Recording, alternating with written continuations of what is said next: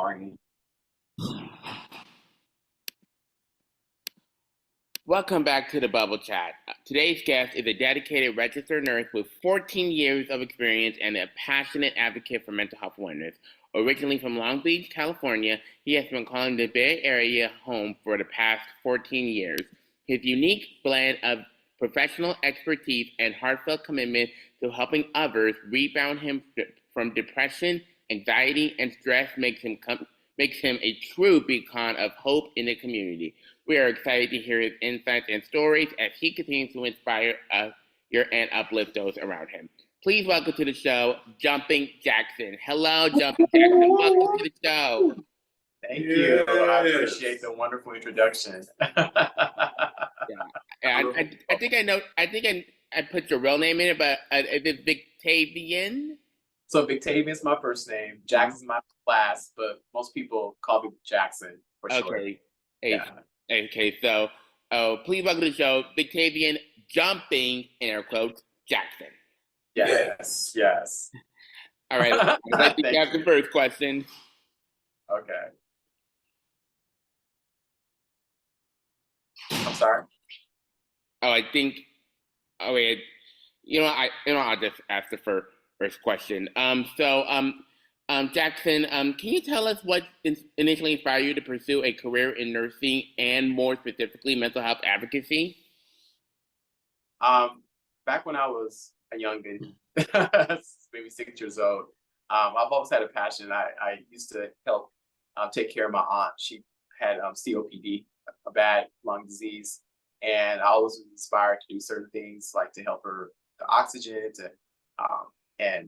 it just carried on into my adulthood of caregiving, and that what really just inspired me. I've always been I always had a lot of patience growing up as a young kid, and very like giving, and I've always been that way, and so it come naturally for me, and so that's why I decided to go to become a nurse, because I wanted to help people, because I have a helping heart. Mental health became a serious thing for me like the past 10 years, just kind of navigating through life, and of course of myself, and unpacking certain ailments, mental like traumas that I've been through in life, just kind of made me inspired, and helping others, get through those hurdles as well. And so that's what made me want to really like push people as far as helping people develop better coping mechanisms for mental health. All right, now Jackson, how has your background and upbringing in Long Beach influenced your approach to nursing and mental health?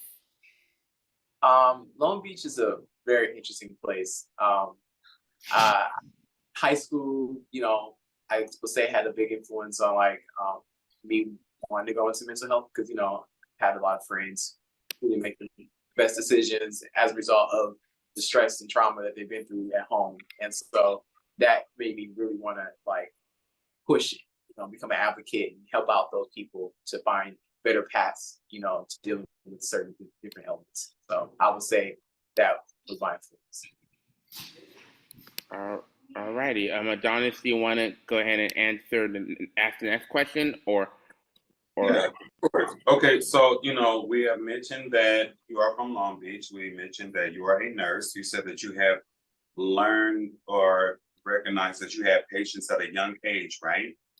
So it seems that you've been driven your whole life, right? So, now these days, we do things to motivate ourselves and to propel ourselves differently now, and from a mental and emotional state. So do you believe in like mantras, dream boards, and like daily affirmations in your journey in schooling, in your career? Yes. But I've always been very ambitious. Whatever I put my mind to it, I normally do it.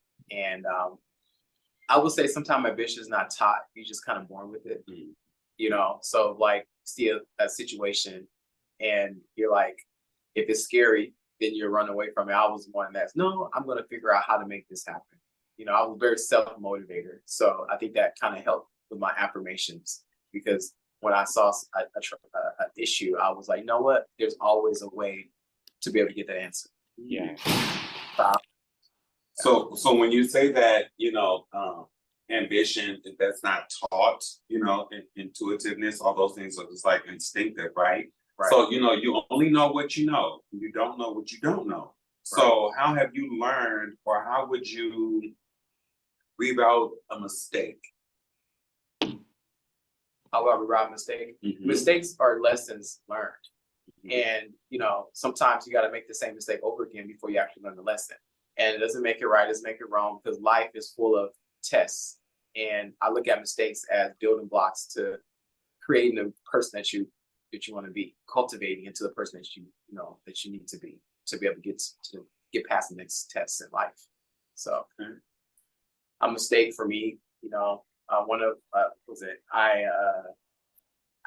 got a freaking F in physiology, right? When I was in community college, and it was devastating because I've been pretty much an A student, and that was a mistake. I studied incorrectly. I did it wrong. That didn't discourage me from going to nursing. It just means I needed to tackle this from a different direction. And so that's how I look at it. And of course, I ended up getting an A the second round and got a nursing school and all that. So yeah, mistakes are just lessons to be, lesson learned, in my opinion. Very good, very good. And then last quick question. So with all of that being said, so why does what you matter, why does what you want matter to us? Why is it that what I want matter to you guys? Yeah, like what comes you to want, mental health? mental health, nursing, jumping, any of all those things. Why what you want matters to us? Because it gives hope. I think that people, they live to be able to have some type of hope for the next day, and mental health is a very big issue in America. I think the pandemic kind of unfolded a lot of different stuff that was always there, but more closeted or unseen. Was closeted, unseen, especially like family, cultural limitations, that kept people from wanting to seek out, because it was always a weakness associated with mental health. And so I think that this is something that can be added because it gives hope. When something is talked about, then more people is more relaxed, they're more receptive, they're more willing to listen and hear. And so that's what you want. You want the five senses. That's how you be able to get people, is through their five senses, and hearing, touching, feeling, all the experiences that comes along when you have anxiety or depression or ADHD. These things that need to be talked about. Yeah. Jackson. That's hope. Oh. Go ahead, nephew. Okay. Jackson, you mentioned the pandemic and how it affected mental health. I went through depression and anxiety when we were all locked down during COVID, and I'm pretty sure it has affected everybody, because we weren't able to go out at that time. So how do you see the role of mental health awareness evolving in the next few years, especially post-pandemic? Biden is a lot of things, but he did allocate a lot of funding to the mental health community. And so I see it changing for the best. Like, I was doing a report for school, and at the end of the assessment, it always asks, like, what is a healthy people's 2023 goal that you want to address, through this experience, and, being able to have it more accessible for every income class area. Sometimes mental health is looked upon as something expensive. I can afford it. I can't get the help I need. Well, let's put them in CVS pharmacy stores. Let's put the scales that us practitioners use to be able to assess depression, anxiety, make it accessible, tunnel people in. Let's use life coaches in places, where people go to, where everyday people go to. And so I see those type of things happening in the future. Healthcare, when it comes to mental health, being a lot more accessible for every income class. And for it not to be so much of a taboo. Nowadays, people are more willing to talk about their feelings. And that's great, because that's how you tackle suicide rates. You open a field where people can come talk, and you put resources, in places where people can actually use it. They'll learn about 588. Like, everybody don't know that, if you have a mental health crisis, that, oh, I can call 588 and there'll be somebody there to talk to me. A lot of people don't know that, especially in the lower income. There's no accessibility to things like that. So that's where more education is needed. And I believe with more education, then our Healthy People Goals 2023, where accessibility to healthcare rate will increase, because right now I think it's like 20% of the nation, it's not good, it's in the red. So, the only way we can go is up. And so that's what I see as far as mental health care. All right. Go ahead. No, I was gonna say those are all inspirational and beautiful things and points being made in life. Now we know you're a nurse, and we know that you're an advocate for mental health. And these issues are very, very heavy, but let's kind of turn this into a lighter conversation, as in who Jumping Jackson is. If anyone is following your Instagram, YouTube, TikTok, or Facebook, they can see that you are well traveled. Seems that you are very, very cultured. You seem to know a little bit of everyone, with a lot of celebrities and other influencers in between. How did you become this great phenom of a personality? Have you always been this way, or is this something that you kind of morphed into? I've always been kind of dorky in a sense, or less like, had this side of me. It was funny because Donnie was saying I'm like a tiara. I wear a tiara, like as if I'm like some type of prince or whatever. But no, Classy base, classy, whatever you want to call it, honey. But Jumping Jackson was created out of just pure passion of jumping. When I was jumping and I had to create a name for myself, I'm like Jumping Jackson. So catchy, so simple, yet very, very, very like nostalgic. Nostalgic. Jumping really bring the joy out of me. It takes all this energy that I never thought I have energy, don't get me wrong. I love to work out, I love to do those things, but the kid energy, that energy from a child where I was able to have this happiness that was so sincere and without judgment. And so that's what really just created this personality, is my childhood. I had a pretty decent childhood growing up. I was that kid that always imagined. I had a very rapid imagination. I don't know if you guys are a fan of X-Men, but like I would be back in my yard with my stick, like pretending I had magic, doing different moves from X-Men. I was very, during my childhood, I loved my childhood, and so the boots it connects me to that kid, and then that's what the happiness radiates, and so that's what created the personality of Jumping Jackson. Now, when you say jumping, right, and you're talking about your boots, can you please tell us what this is and what brand or what market this is all going to? What is jumping? Can you tell us what the jumping that you do is? So the professional term is rebounding. And so the idea of rebounding is these trampoline-like boots, very similar to a trampoline itself. And you have these tension bands, which is also known as like rubber bands. So as you're jumping up and down, it's low impact. So no pressure on your knees. You take about 80% of pressure off your knees, your hips. And and then you're working out. And the boots are about 4 pounds each. So it's not like skates. I think a lot of people compare rebounding boots with like skates. And it's totally different. With skates, you're going forward and back.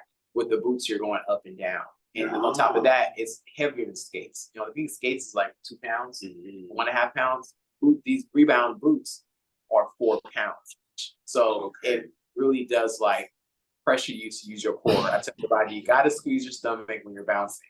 A lot of people don't use their core a lot on a day-to-day basis. And so that's the first thing that you feel.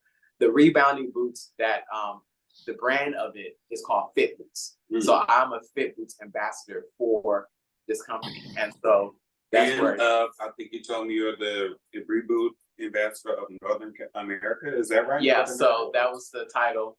Talk about manifestations. I manifested that I was going to be the first rebound fitness instructor or influencer across America. And that's my journey as I'm on right now, is partnering with other brands to increase brand awareness of the actual sport and of the brand. Now, speaking of the word journey, as I say, you seem to live a very, very fabulous life on your social media outlets. When you talk about journey, can you tell us the places and the people that you have encountered in this rebounding? Because you have like a large collage of friends in this community, and you do a lot of traveling. It seems like a little bit everyone everywhere that does a little rebounding or jumping. Oh my God! So I didn't realize how many doors that this was going to open up. Before I get into it, I like to tell everybody, go after your passion, no matter what it is. Because as you continue on, doors will open. And that's exactly what happened with me. Like, one thing led to the next. When I started, I got certified in Toronto, Canada, where I got my basic rebounding certification to be able to teach rebounding classes. After that, I ended up running to this amazing woman called Annie Jean Bell Judas. She's 80 years young, and she got 5, well now on the 6th Guinness World Records for being the oldest competitive skipper jumping. Come on. And she lives in Beverly Hills, and we go out there. I've been going out there to jump, teach classes in Beverly Hills. Like, I'm from LA, basically Long Beach area. I've never once stepped into somebody's house in Beverly Hills up until I got into these boots that opened those doors for me. And then it opens doors for me to appear on the Sherry Shepherd Show, as well as ABC 7 Channel News. So going after my passion have definitely opened up opportunities that I probably wouldn't have had if it wasn't for me going after my passion. So when you said going after your passion, going after your dreams, right? Right. It's like, well, where do you start with making a dream come true? What is your advice to that? Well, where do you start making your dreams come true? You know, I love how, so I was talking to the jump rope mom, also known as Carly Kent. She's great person. I interviewed her yesterday, and she was saying, you do things a little bit at a time. Okay. You know, and sometimes we get so overwhelmed with like the goals and stuff we have. Oh my God, I gotta do this, I gotta do that, I gotta do this, I gotta do that. And it's like, well, you know, just hold off for a second. Let's just take one little bit at a time. Right. And get over time, you're gonna actually master more than you realize. You'd be like, oh my God, I did that. And you know, it took a little bit of time. So I think about my goals and the things I want to do. I'm like, I'm gonna do a little bit at a time. And eventually I'm gonna get there. It's not about who get there the fastest. It's about staying consistent on doing those little things to get to your goals. Okay, so I love where all this conversation is going. So we've talked about mental health, we're talking about passion, we're talking about goals, we're talking about affirmation, dream boards, and things like that, right? Right. Now, if we consume all of that into a vacuum, right? Then how important is information or intel? Because earlier we said you don't know what you don't know, and you know what you know, right? And then how do you move from making a mistake, right? Right. So with mental health and with dreams and all those things, I reiterate, how important is support and information? Support and information is very important because you need, first of all, I'm a believer. I'm not sure, you know, everybody's religious standpoint, but a lot of my steps that I take all comes from faith, because you don't know what's going to happen tomorrow. You don't know what opportunities you're going to have. The only thing you do know is to be ready for when they do come.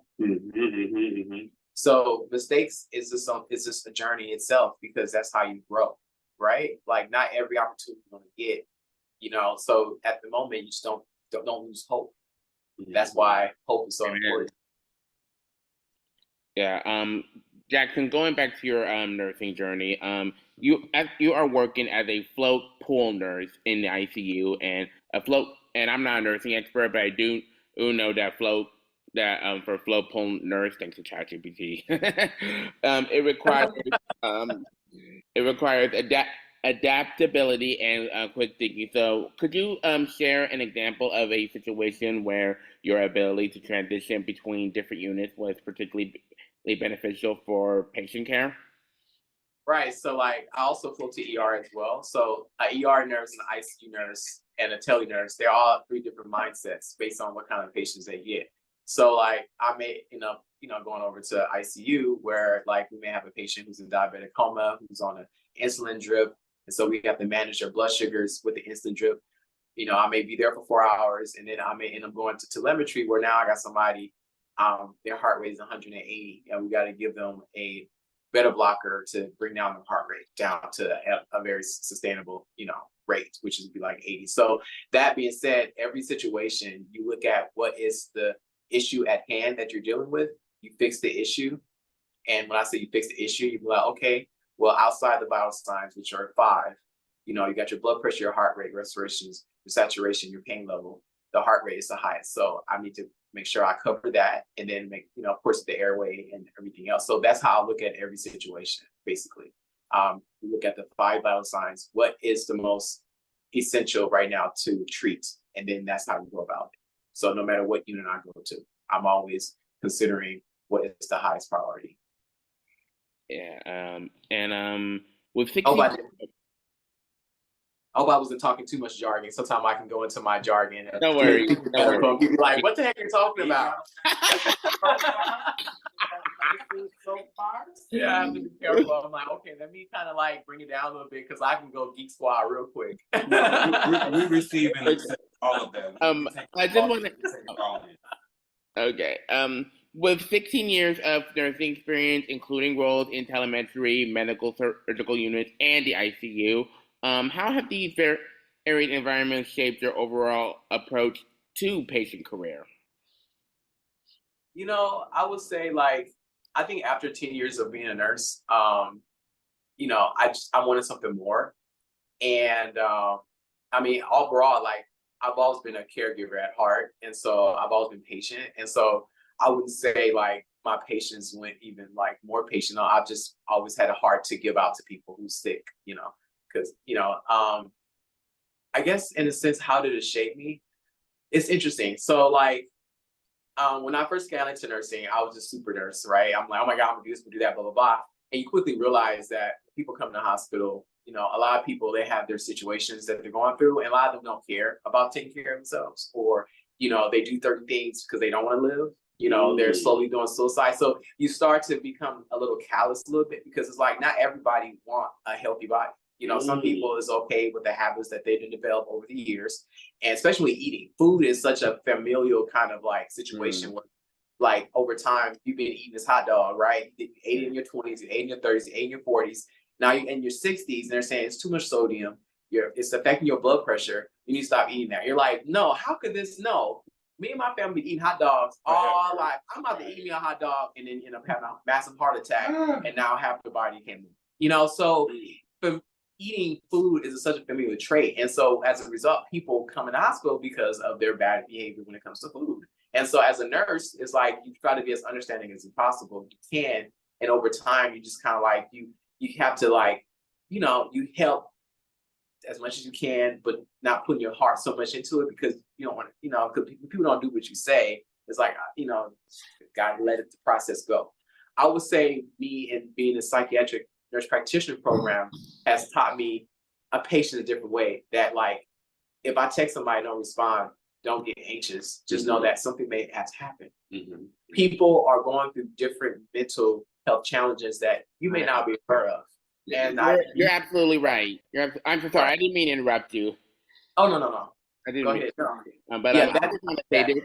I just want to say this, and really quick before I let you carry on with the question, because I remember I've been sometimes I feel I have this thing where I like overthink what I eat. Like I overthink, oh my God, what's gonna happen to me if I eat like this, eat like a granola bar? What's gonna happen to me if I just eat one cupcake?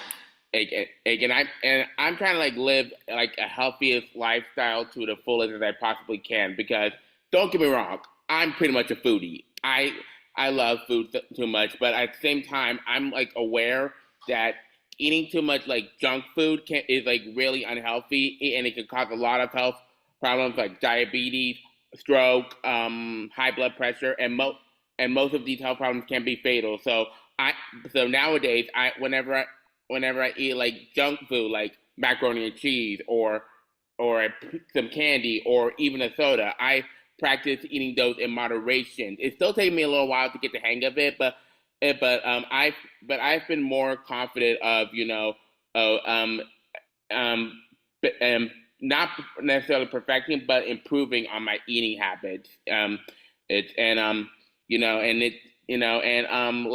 But I'm not like the person who's gonna like eat food and like not care what's gonna happen to me. No, the truth is like moderation is the fucking key. And do excuse me. And go ahead. Yeah, little by little. Like I said, with everything in life, you know, you don't overwhelm yourself thinking that, oh, I have to fix this right now. No, little by little. If you can make one little change on a daily basis, then by 6 to 8 months, you're gonna look back and be like, oh my God, like 80% of my diet is so much better than what it was before. Yeah. Like I just want to say this. I know I'm not the only one who has sometimes had insecurities about my weight, and I know I'm not the only. Because like to me, I feel like we're always aiming for like this certain body type. You know what I mean? Like we're always trying to aim for the perfect body. We're always trying to compare our diets to others just to get fast results. Because a lot of times I've been watching a lot of videos where like people will basically lose weight by having little to no meal whatsoever. Like they'll basically have a banana and then have water and then do like endless amounts of cardio and then all of a sudden they ended up like passing out. Like I sometimes experience that, but I'm glad that it didn't really happen. That I didn't like faint it for low blood sugar because and I learned that we shouldn't compare we shouldn't compare our diets, we shouldn't compare our bodies to other people. Like not everyone's workout journey is the same. You know, like for example, I work out 4 days a week. On Mondays I do cardio and a dance workout. Tuesdays I hit the treadmill and do the cycling workout. Wednesdays I kickbox and I dance. And Thursday. Come on now, kickboxer. Yes. And Thursdays I do the rowing machine. Not like rowing the boats, but like you know where you like basically you do this, you pull this, and then you pull back, and then you pull this and pull that, and then I do cycling. So like and I just want to like you know say that say like we say like I know I do believe in me, and like I'm really happy with myself, and I'm never gonna stop being happy with myself because it's you know, and it's sorry. It's all right, nephew. You got all up in it because we're interviewing the future fabulous Yeah. fitness guru. That's all it is. You little tongue tied. I'm happy that you are doing what's best for you, and that's what matters. At the end of the day, it's doing what is best for you. Oh, and I do want to say this and say this, and to everyone out there, don't take diet pills. Do not take diet pills. My friend has a friend who took like diet pills, and they end up experiencing like a lot of not so good effects. Like, don't take diet pills. I never take diet pills, thankfully. Yes. I think natural is the best way. I think, you know, we live in a country where everything is like rapid and fast paced. Microwave, like fast money gets you in jail. You know, diet pills will get you in the hospital and may not have another chance. So, you know, you definitely got to consider like things don't happen overnight. I mean, maybe a lottery, you know, maybe when lottery happen overnight, but even that can kill people in a sense. Too much money will kill somebody, you know? So, you know, you got to take things in moderation, and you're doing that. And congratulations on that. Keep up the good work. You know, I really would love to hear stories like that. Thank you. Doing what you can, because it's like that's all you can do. Just do what you can, and be graceful for where you at. Some people can't even move their body. Some people wish they could get up and go to the gym. You know, so it's like have grace for where you're at. Yeah, just do little things as you go forward. Thank you. Well, I want to ask you a couple more questions, and then I'm gonna let Honest take over. You like being a registered nurse or a nurse in general, for that matter, it requires in some cases a pre-nursing major, and then all of a sudden you have to go to nursing school or medical school if you're trying to become a doctor. And and in nursing school, I'm not a nursing expert, but I do know that nursing school requires a lot of learning. Like for example, you don't just say you learn about the finger, right? Right. Like you don't just know the nail, the cuticles, and the whole finger. There's like basically bodies in it that you have to like learn about it. Like I don't like the details of the bones and the details of the nail. And I was just wondering if you went to nursing school, Jackson, did you have what were some experiences that you had while in nursing school? Nursing school definitely will test everything about you. When it comes to the stress and getting like these tests every week as well as clinicals, Yes, it is definitely a challenge, but it's not something that it can't be done. It like you just have to take it little by little. You know, each week, you know, I had a test. I only had 2 days of study. I had 3 days of clinicals. You know, and I'm like, I'm gonna make this happen. You know, if I got a call and I had look at, I still had a good time while I was in nursing school. I still go out to a club with my postcards, dance, Period. Miss Friday, my shit. I was like, look at, I'm not gonna stop living all the way. Look at, I do have my moments where like I can't do shit. I gotta work, I gotta, you know, study. But no, I still enjoy my life as much as I can while I was in Right. nursing school because Yeah. for me, I had to figure out what was my best learning method. And you know, for me, it was like I had to continue living for me to learn. Like I couldn't, I'm not a bookworm where I can just sit in the book and memorize all the freaking names to for one bone and the fingers. Like for me, I had to make games out of it. I had to be doing stuff. I have a little bit of ADHD where like I can keep my attention if I have to, but most times I like to move around. So as long as you know what your study style is, and you'll be able to get through anything in life, no matter if you want to become a doctor or a CNA, or if you're trying to become a aerospace engineer down to a pilot. You just got to take little by little, know your learning style, and you'll be able to get through it. Now, everybody go at different speeds now. Some people can catch on faster than others. Doesn't mean that you ain't gonna make the finish line. They may make it before you, but that's okay because it's not a race. Exactly. A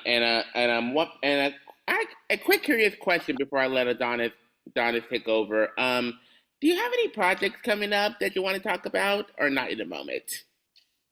So I will be at the San Francisco Pride Parade. I will be jumping. That's a project that's coming up. I do have another project where I'm actually doing podcasts right now in the sense where I'm interviewing people about mental health and doing different coping strategies. Like I had the podcast with Carly Kent. She's a jump roper skipper, and she's been skipping for over 10 years. You know, her story was she during the pandemic she had to get up in a divorce. She had 2 sons. She had to sell her house. She had to find something because she was going downhill. She was in a space that she wanted to be in, and she found jump roping as her sanctuary. And from there on, she did.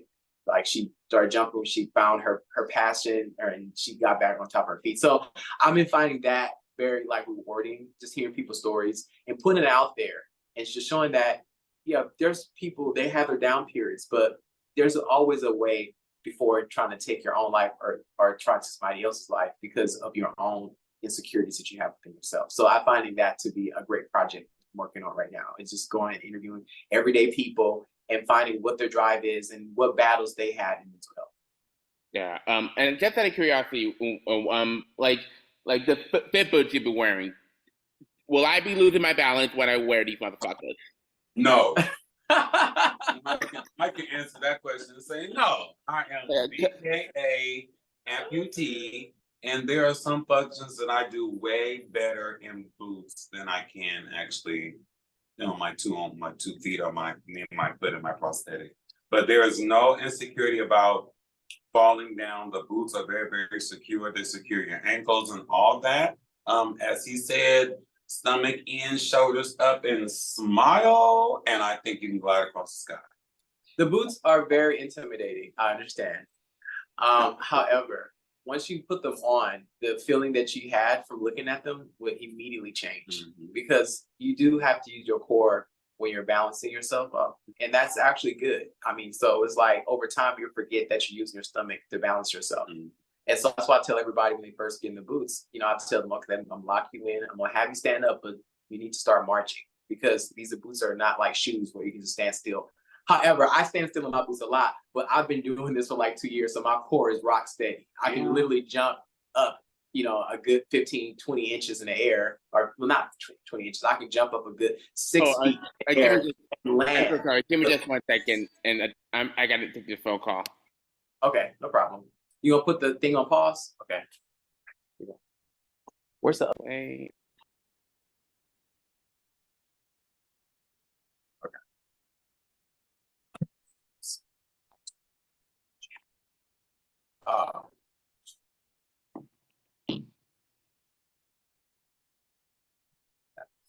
Okay, cool.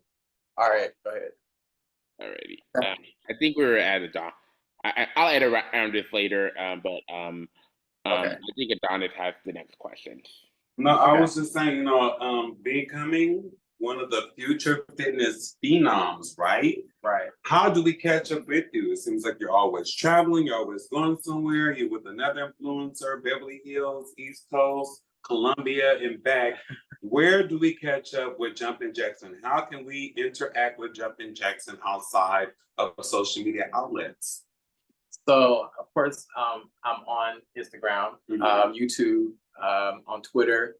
I'm on TikTok. So I try to stay as updated on like all my different moves I make. For my classes, at least, I'm always posting on YouTube like my classes as well as Instagram, and I have groups that I create on each platform. So if I do have a class, then I'll post the flyer there so you can check it out there. Yeah, and normally it's either at Lake Merritt in Oakland or it's be over in San Francisco at Dolores Park. I do have a place called Ray Studios that I also teach classes at as well. So yeah, that's where you can kind of keep update. I do have a website. It's not up and running just yet. It's jumpingjackson.com. I have the domain. I'm just waiting for some logistics to kind of go through before it's launched. So yeah. Yeah, congratulations on that. And then if we wanted the fit boots, how do we get the fit boots? So you can go to fitboots.com, FIT-BOOTS, and you can order some there. There is a 10% off, and Dorina currently is giving out a boot bag. So when you order your boots, you'll also get a boot bag as well. As well as with the Jumping Jackson 10, you'll get 10% off with free shipping. So right now it's the time to go buy some boots if that's what you're interested in, and try it out. But you know what? And I'm a little biased. I would say try the boots out by doing a class first before you buy them. You know, but of course, you don't have So just do the class without the boots first? No, you'll come do the class. Try the boots out first before you, if you're able to. If you have like a jump class in the area that somebody teaches, try the boot class out first before you buy them. However, if there's nobody in the area that don't have a rebound class, then of course, then you may have to purchase. And there is a 30-day money back guarantee. So if for some reason it doesn't work out, you can always return them. All right. Witness, you will not want to return your boots. Once you start bouncing, you're going to continue to bounce. Yes, like it's wonderful bouncing. I'm not sure, like, for me, like I said, it's really is about my childhood when it comes to me bouncing. But like, it's joyous. Like it's kind of hard to be sad and bouncing. Like you can have a pretty excuse my language, fucked up day, right? Life is like in flames. I have millions of them. You get your boots, right? And you start bouncing, you'll be like, oh my God, like I'm not upset and mad no more for the moment that you're kind of like away, from like what you was thinking. So you kind of be like, this is actually healing, mentally healing. So yeah, that's what bouncing does for me, as well as for many other people too, when they really think about it. Because I'm like, you don't even need to like bounce in the boots for 45, 50 minutes. You can bounce in it for about 5 or 10 minutes when you get up in the morning. Just set your day off on a good note. Because sometimes, you wake up and you may have a bad dream, or, life was horrible yesterday, and it kind of carries into the morning that you wake up. And it's like, okay, let me get my boots. I'm going to jump for about 5 to 10 minutes. And then you go after your day, and then you be like, oh my God, this really helps. You just bouncing 5 to 10 minutes. So that's what it's really therapeutic. That's one thing that I really preach when it comes to rebounding, is the mental health aspect of it, because there's more people in the world that's battling depression, anxiety, and also stressed out. And people want to work out. Working out is great, but not everybody want to do it. But if it means being in a better mental health space, they may be more open to like, let me just do it 5 or 10 minutes. I'd rather do that than take a pill. Mm-hmm. Yeah, because like I don't like think of a workout as a punishment, really. I just think of it more so for my mental health nowadays. Like and it can be fun. And I'm subscribed to Apple Fitness Plus. The workouts are fucking lit, and Right. and yes, it is. I know my fitness journey is going to keep going and going, because I still have a long road to go. But at the same time, I'm just taking it, like you said, taking it day by day, taking it and by workout, and like I have some days where because a fun fact about me, when it comes to going to school, because I'm a student.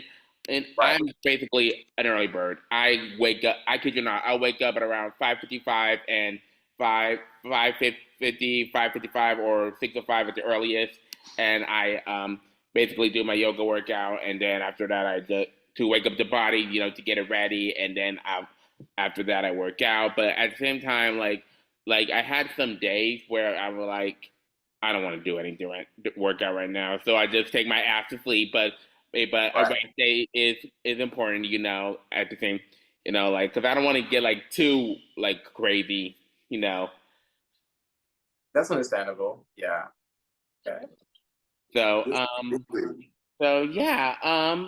Other than Adonis, do you have any other questions? Well, this is something I know that Jackson always asks when he does his interviews and does interaction with other people on his platforms. So, with the rebounding and mental awareness, well, I guess I gave you the cause, but if you are jumping for something, if you are educating, if you are advocating, what is that reason for? You spoke of hope before, we're talking about mental illness, but is there another spectrum or area you like to recognize in all of your works?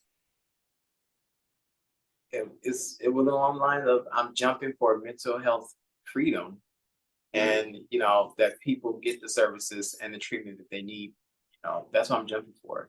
More awareness of it, and for it not to be a taboo. That it's a conversation that's just a part of health. Just like if you got diabetes or high blood pressure, you got to take care of that. You got to take care Absolutely. of you got to take care of your mind too. Your mind is an organ, and if you're not functional, you're gonna ruin people. You're gonna ruin your life as well as the people around you. People. So those things are very, very, very important. That's what I jump for: mental health freedom. All right, all right, all right. All righty. That was amazing. Well, thank you, Jackson, for sharing your invaluable experiences and insights with us today. We are truly grateful for the work you do and the positive impact you have on so many lives. Thank you. I appreciate that. And let's recognize this future fitness phenomenon. And before, I know this is going to come out on a different date, but happy Memorial Day, because it is Memorial Day weekend, and we would not be here. Yeah. It was the people that served. Don't choke on the smoke on the grill. Yeah. Thank you. Thank you so much, and we'll be right back, Bubblers.